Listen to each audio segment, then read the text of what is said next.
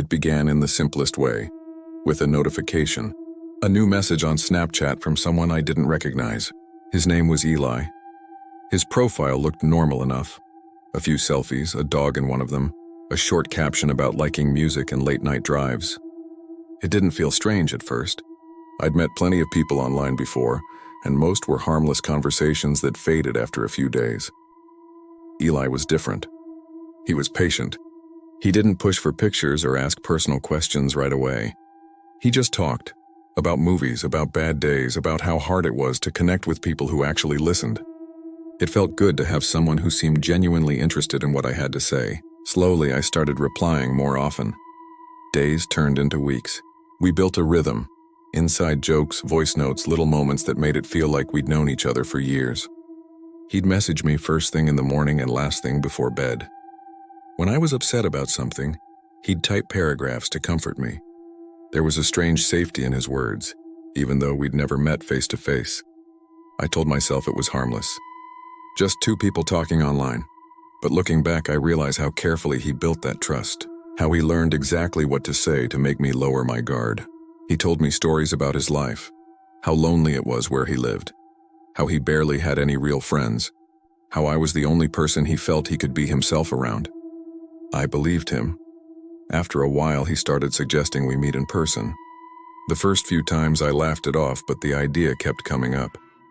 He'd say things like, "I just want to see you," even for a few minutes, or, "You'd love it here, I promise." He made it sound innocent, just a friendly visit. It's strange how easily comfort can turn into trust, and trust into risk. At the time, I didn't think I was doing anything dangerous. I thought I was visiting a friend. But every message, every conversation was another step into something I didn't fully understand yet. Something that would change everything. By the time I agreed to go, I had no idea how far from safe I was about to be. I remember the night I decided to meet him like it was yesterday. My stomach twisted in a mixture of excitement and unease. We had been talking for weeks and his words had grown insistent, but not in a way that screamed danger. Just a quiet, almost pleading insistence. "You'll love it here," he kept saying. "I promise you'll be safe." I tried to convince myself it was harmless. He lived only a few towns away, he said, and it wouldn't take long. I kept telling myself I'd only stay a short while, just to see that he was real. I even told a few friends vaguely that I was meeting someone from online, careful not to give too much away because deep down, I didn't want anyone talking me out of it. I wanted this to be my choice, my moment. The drive there was quiet. I couldn't stop replaying our conversations in my mind, wondering if I had read something wrong, if there had been a warning I had ignored. The closer I got to his neighborhood, the more my instincts whispered at me. The streets were too empty, too silent. Houses stood still in the dim evening light, windows dark. I parked a block away and sat in the car for a few minutes thinking about turning back. I didn't. When he opened the door, he smiled, and I felt a brief sense of relief. His voice was warm, welcoming, but the moment I stepped inside, the air changed. There was a stillness in the house, like it was holding its breath. He offered me a seat, made small talk, but I couldn't shake the feeling that I had walked into someone else's world, a space where I didn't belong. He locked the door, "For privacy," he said. At first, I thought it was nothing. I didn't question it, but a subtle tension had begun to settle around me. A quiet warning that I couldn't yet put into words. The casual chatter turned stiff. His smiles no longer reached his eyes. I tried to relax, to make myself believe everything was fine, but deep inside, a small voice began to scream that something was wrong. By the time he suggested showing me around the house, I was already noticing details I hadn't before. The lack of sunlight, the drawn blinds, the quiet hum of an old air conditioner that seemed louder than it should. Every step I took felt heavier, like the air itself was pressing down on me. I had made a choice, and now I was trapped between politeness and instinct, between fear and disbelief. That night, I realized that meeting him had been more than just a casual decision. It was a turning point. The comfort I had felt online was already starting to crumble, replaced by a creeping unease that would only grow. The first few hours were subtle. He kept up a calm, almost charming conversation, but I noticed the little things. The way he always seemed to know exactly what I was going to say, the way his eyes lingered too long when I tried to look away. There was an unspoken tension, a quiet control in the way he moved through the house. He began to ask more personal questions, not the harmless curiosity of before, but things that felt invasive. I tried to give vague answers, but he persisted. And then came the first real moment of fear. He mentioned how much he hated being alone, how he needed someone there with him. When I suggested leaving, he frowned. Not angry exactly, but disappointed. Heavy disappointment. It wasn't long before the sense of isolation hit me. My phone, which I had brought, was taken for safekeeping, he said. The thought that someone might be monitoring me crept into my mind, though I pushed it away as paranoia. I told myself I was overreacting, that he was just cautious. But the house felt smaller, the walls closer. Every corner seemed to hold something I wasn't supposed to see. I tried to reason with him to laugh things off, but his behavior shifted in ways I couldn't ignore. The casual friendliness was gone, replaced with a quiet tension that made my skin crawl. I couldn't put it into words, but I knew I needed to be careful. Every movement, every word was a negotiation, a way to survive, to stay calm while my instincts screamed for me to leave. Evenings dragged into nights, and the sense of being watched never left me. I realized how deeply he had studied me, how carefully he had built this situation, and a cold fear settled in my chest. I knew I had to find a way out, but I also knew it wouldn't be simple. The online comfort I had felt was gone, replaced by the harsh reality of being somewhere I shouldn't have been. Days passed in a strange blur. He controlled every detail. Meals when I could move around, the constant eyes that seemed to follow me no matter where I went. At first I tried to stay calm, telling myself that patience and careful observation were my best tools. Every small opportunity had to be weighed, every word carefully chosen. I began marking time in my head, counting the hours, planning how I might escape. Fear became my companion, sharpening my senses. I noticed every unlocked door, every key within reach, every sound from outside that hinted at a world I had left behind. The silence of the house became unbearable. It pressed down on me, filling the space where laughter and light should have been. At night, I lay awake, heart racing, imagining ways out, rehearsing the moment I would take my chance. He would check on me sometimes, casually, and each time I felt the tension coil tighter. I couldn't show fear, not visibly. Survival meant calm, careful behavior. I learned quickly how to move through the house without drawing attention, how to hide my anxiety behind forced smiles. It was exhausting. The mental strain of being trapped, of being watched constantly, of having no privacy was overwhelming. I began to realize how skilled he was at controlling the space, at making me doubt myself. I had to rely on every ounce of mental strength to remember that I deserved to be free, that I was not powerless. The chance came unexpectedly. One evening, he fell asleep after watching television in another room. I had noticed where he kept the keys, how the lock clicked when the door was turned, and I had rehearsed every step in my head countless times. My hands shook as I moved, quiet as a shadow, listening for any hint that he might wake. When I stepped outside, the cold air hit me like a shock. I ran barefoot through the yard, heart hammering, lungs burning. Every second felt like an eternity, every movement a test of strength and luck.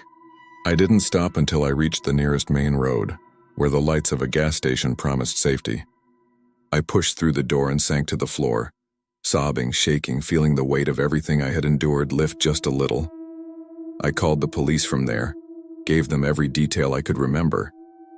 He was found later, and I never returned to that part of town, but the experience left a permanent mark, a reminder of how quickly trust can be weaponized, and how important it is to listen to your instincts.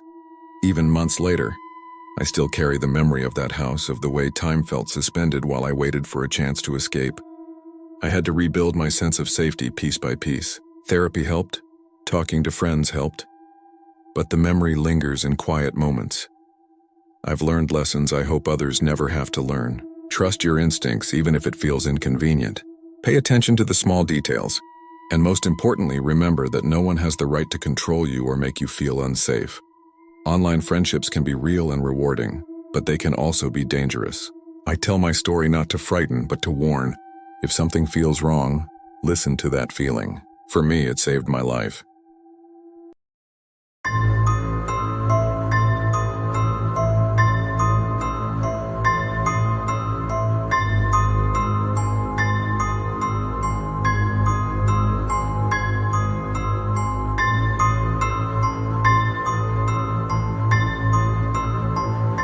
It began with a casual swipe on Tinder.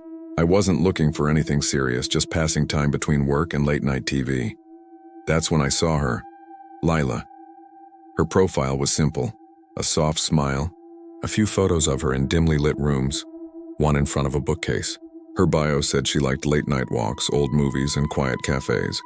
Something about her felt magnetic. When we matched, I felt that familiar thrill of curiosity, the excitement of meeting someone new. She messaged first, and I was immediately struck by her tone. Warm, confident, and oddly intimate for someone I had never met. Our conversation flowed effortlessly. She made me laugh, asked questions that seemed to penetrate deeper than surface-level talk. Within hours, it felt like I'd known her for years, not minutes. Over the next few days, we talked constantly. She sent voice notes, short videos, even little snapshots of her apartment. But I noticed something strange. A shadow that flickered oddly in the corners of her frames. Something that didn't belong. I tried to ignore it, convincing myself it was a trick of lighting or poor camera quality. Yet every time I glanced at her pictures, a subtle shiver ran down my spine. There was something mesmerizing about the way she spoke. She asked questions that lingered in my mind long after I read them. "Do you believe in what's unseen?" she asked one night. "Do you ever feel a presence when you're alone?" I laughed nervously, thinking it was playful curiosity, but her voice had a cadence, a rhythm, that made doubt creep into my thoughts. She spoke of shadows and old spirits as if she were familiar with them, almost at home. At first I assumed it was quirky humor, a way to keep conversations interesting, but the more she described the world in her words, the more I began to notice small things in my own apartment, fleeting shadows, whispers I couldn't place, the feeling of eyes following me when no one was there. Despite the unease, I was drawn in. By the end of the week, she suggested meeting in person. She didn't ask aggressively. It was a soft, almost hypnotic insistence. "I want to show you something special," she said. "You'll understand why I wanted to meet." That sentence should have made me hesitate, but curiosity overpowered caution. I agreed, convincing myself it would be safe. Little did I know that match was the first thread that would pull me into a reality I couldn't escape. Before the date, our conversations took a darker turn. She asked me about my routines when I was home alone and how I reacted to strange occurrences. At first, I thought it was playful curiosity, but the precision of her questions began to unsettle me. I found myself carefully editing my responses, wondering why a stranger seemed so intent on learning the minutiae of my life. She sent images of her apartment, carefully framed in dim lighting, almost theatrical. In each frame, shadows curled unnaturally, stretching across walls and ceilings. Once I saw a corner that seemed impossibly deep, darker than it should have been. I tried to rationalize it, a trick of light, a camera distortion, yet my gut twisted into knots every time I looked at the photos. She mentioned spirits casually, almost as if introducing herself as a part of that world. "Some places remember the people who live there," she said in a text. "Some shadows follow you long after you leave." I laughed nervously, unsure whether she was joking or serious. Her words lingered far longer than intended, weaving unease into my thoughts, clouding my rational mind. As our chats deepened, she began describing her apartment as a place that was alive, almost sentient. "It listens," she wrote. "It wants to show you things, to test you." I dismissed it, telling myself I was imagining the strangeness, but the anxiety was tangible. At night, I began noticing odd noises in my own apartment. Knocks, whispering, fleeting shadows at the edge of my vision. I blamed stress, a trick of the mind, yet there was a pull I couldn't resist. I kept responding, kept reading, kept watching for the next subtle hint of the supernatural she teased. When she suggested meeting in person, a part of me screamed to stop, but another part, the part that wanted to see, to experience, forced me to agree. I convinced myself I could handle it. I was wrong. The night I decided to go to Lila's apartment, my nerves were tangled with excitement, curiosity, and an unshakable feeling that I shouldn't. Her directions led me to a part of town I barely knew, a forgotten neighborhood, streets cracked and uneven, streetlights flickering in the foggy darkness. The silence was almost tangible, a heavy blanket that pressed down on me as I walked. Every shadow seemed to stretch unnaturally, as if leaning toward me, and my own reflection in the car windows seemed wrong, elongated, too pale. I paused in front of the building she described. It was old, the kind of architecture that had once been elegant but now sagged under years of neglect. I could hear the creak of the elevator doors opening and closing inside. As I hesitated, I felt a presence behind me, though when I spun around, nothing was there. My chest tightened, but I told myself it was nerves. First date jitters. Paranoia. Anything but the truth. When Lila opened the door, her smile was warm, disarming, but the gleam in her eyes held something I couldn't name. She stepped aside and beckoned me in. Her apartment was dimly lit with lamps casting soft amber pools of light, but the shadows around the corners of the room stretched and curled unnaturally, like they were alive. The faint scent of incense mingled with something metallic, almost electric. The room felt patient, waiting. She offered me a drink, and I accepted out of politeness, though my hands trembled slightly. I tried small talk, joked about the neighborhood, anything to anchor myself in normalcy. Lila listened, nodding, smiling, but her gaze was focused elsewhere, as if the shadows themselves whispered to her and she could hear every secret they held. I glanced at the mirror across the room and froze. A figure lurked behind my reflection, tall, black, undefined, stretching and twisting with a life of its own. When I looked directly at it, it vanished. I told myself it was a trick of the light. We talked for what felt like hours, yet time seemed suspended. The longer I stayed, the more distorted the apartment became. Walls appeared to shift subtly when I wasn't looking. I could feel the weight of unseen eyes pressing into my shoulders and chest. I realized that the unease I had felt online wasn't paranoia, it was a warning. The shadows were more than just visual anomalies. They were entities, alive and aware, moving in tandem with Lila's every motion. Her demeanor remained calm, almost playful, but I noticed strange patterns in the apartment. Doors that led nowhere, hallways that twisted subtly when my back was turned, corners darker than they should have been. She noticed my glances but only smiled, tilting her head. "The apartment likes to test visitors," she said softly. "It's curious about you." Her words sent a chill down my spine because though she spoke calmly, I sensed truth. The air felt heavier, the silence more oppressive. By the time I sat on the couch, every instinct screamed at me to leave, yet something held me there. Was it fascination or fear? I couldn't tell.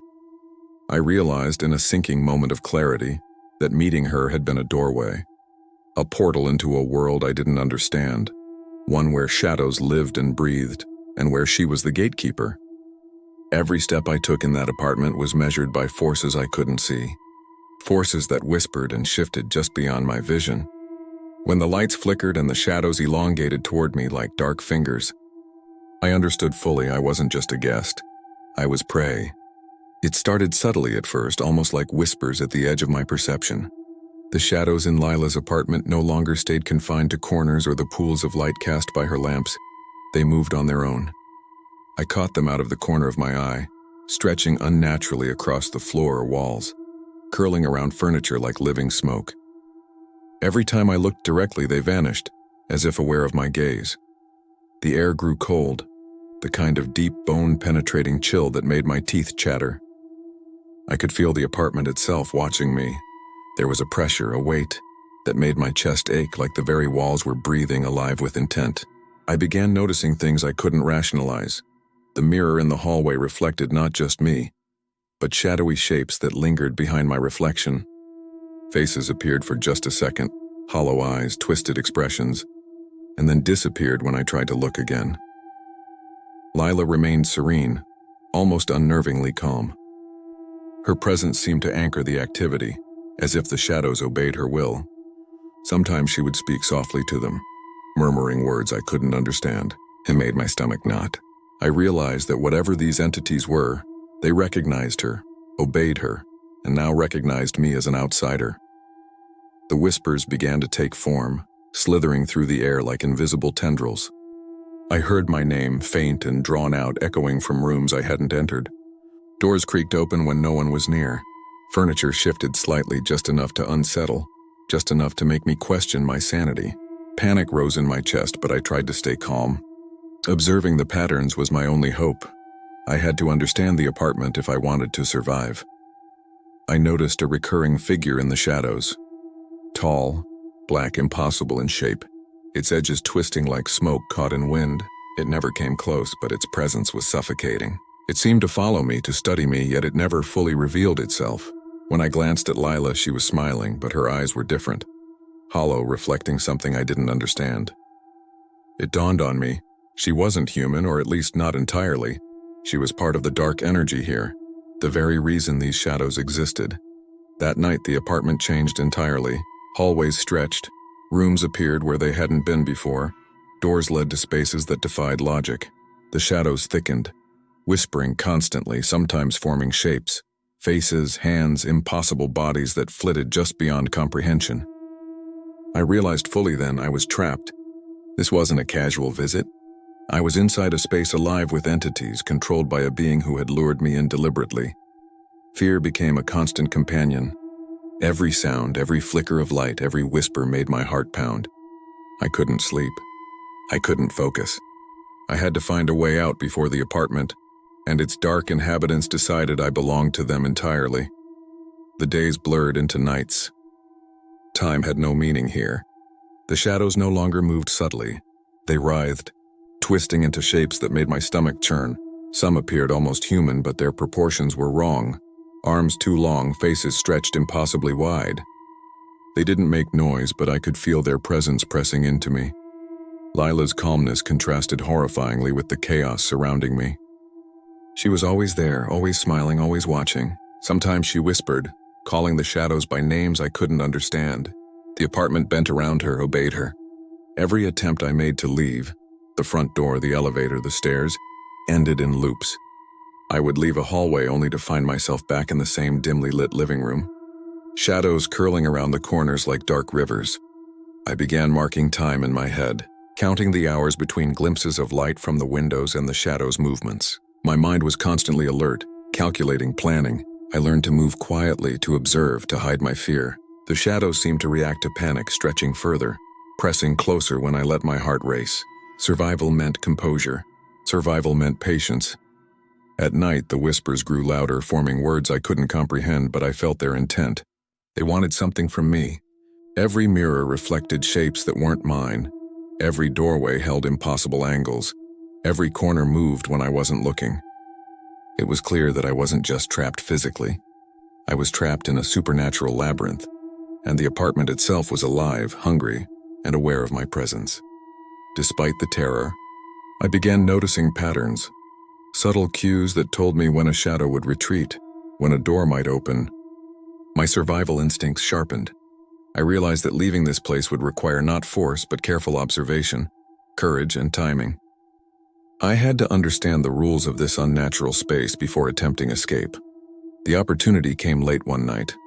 Lila had fallen asleep. Her presence still felt, but she no longer moved through the apartment actively. I had memorized where the keys were kept, where shadows were weakest, and which doors offered temporary relief. My heart pounded, my skin felt cold, but I moved carefully like a shadow myself. The apartment resisted me. Hallways stretched impossibly. Shadows lunged, black tendrils reaching toward me. Mirrors reflected forms that didn't exist, shapes that twisted and shifted in impossible ways. The whispers escalated into a cacophony, voices overlapping, repeating my name, mocking me. Panic threatened to overtake me, but I forced calm. I knew I had one chance. I grabbed the keys and bolted, using shadows to hide my movements. The walls seemed to bend, corridors lengthening as I ran. The tall, shapeless figure appeared at the edge of my vision, reaching impossibly far, trying to stop me. I didn't look back. Every step was a gamble. One misstep could mean being trapped forever. Finally, the front door appeared. I tore it open and ran into the street. The night air hit me like ice, grounding me, but I felt the apartment watching, the shadows lingering, stretching toward me even outside. I didn't stop running until I reached the glow of a busy street, until the normal hum of life reminded me that I was still in the real world. Even then, I felt them watching. I knew they hadn't released me entirely. I never returned to that part of town, never swiped on Tinder again. Yet the memory follows me. Shadows flit at the edge of my vision. Mirrors sometimes reflect shapes that shouldn't exist. I wake at night to whispers that echo faintly, calling my name, warning me that some doors, once opened, can never fully close. I've come to understand that Lila was not entirely human, a gatekeeper of the shadows, a conduit between worlds. The apartment was alive, feeding on fear and curiosity. I survived, but only by paying attention, by staying calm, by observing the rules of a world I don't fully understand. I tell my story not to scare, but to warn. Online connections can be gateways, not just to other people, but to other forces. Swiping right seems innocent, but curiosity can open doors best left closed. Some darkness is patient, some shadows wait, and sometimes they follow you home.